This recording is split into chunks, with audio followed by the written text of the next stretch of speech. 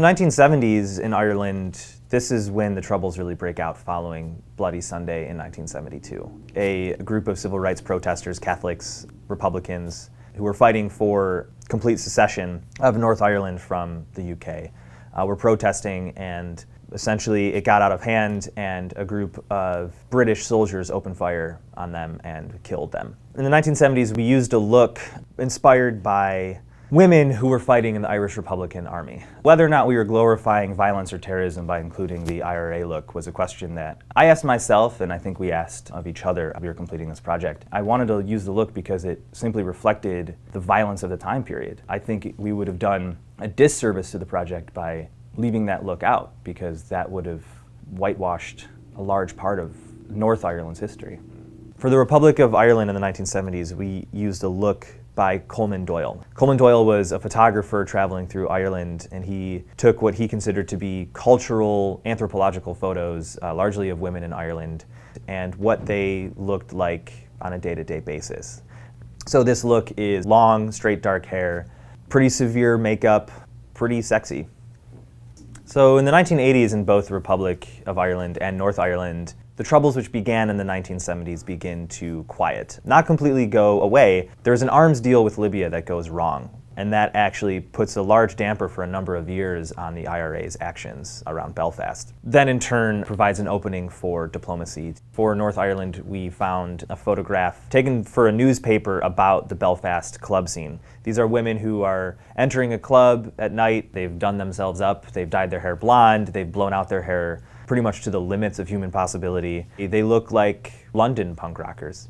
In the Republic of Ireland, we chose a look inspired by Linda Martin, who at the time was a Eurovision star, which was Europe's singing competition. It is also interesting to look at the similarities between her look and the look of Belfast. So in the 1990s, both in the Republic of Ireland and North Ireland, we get a decade of prosperity. And this is reflected in both the looks. We chose two separate music groups. For Northern Ireland, we chose a look inspired by Candida Doyle, who was the keyboardist in the band Pulp. So you have a woman in a male-dominated rock band representing both her country's scars and her country's future. In the 1990s in the Republic of Ireland, the looks we found were largely inspired by pop groups, and specifically girl groups at the time. So Bewitched was a girl pop group based out of Dublin, and their look was very poppy, right? This was Britney Spears, this was Spice Girls.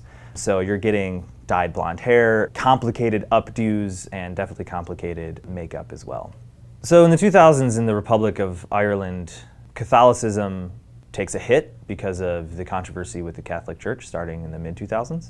Some of the old lines between the two countries become blurred, or seem to be less important and more arbitrary than they were before. And this leads to the homogenization of art and pop culture that you see in a lot of the Western world at this point. Again, this is the beginning of NSYNC and Backstreet Boys. Both North Ireland and the Republic of Ireland are no different. We used a look inspired by Nadine Coyle, who was a member of the girl group Girls Aloud, which was comprised of different girls from all over the UK. She is largely credited with being the representative of North Ireland, which critics would say was sort of a ploy by the pop culture industry of Great Britain at the time to continue to fold Belfast and North Ireland into their culture and into that homogenization.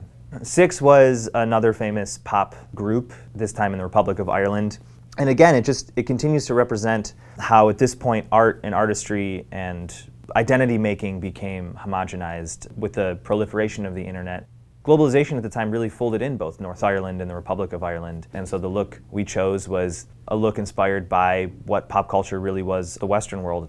The 2010s in the Republic of Ireland, you get a referendum on gay marriage, which allows same-sex couples to wed each other in the Republic of Ireland. This obviously changes drastically its self-determination as a largely religious, practicing Catholic country. This redefines the role they play on the global stage for progressive politics. Well, I think examining the history of Ireland is important because its violent history is recent history. This is a Western ally. The violence and the trouble that it experienced is not beyond the realm of possibility for other Western democracies. It can fail that easily, and it's just that fragile.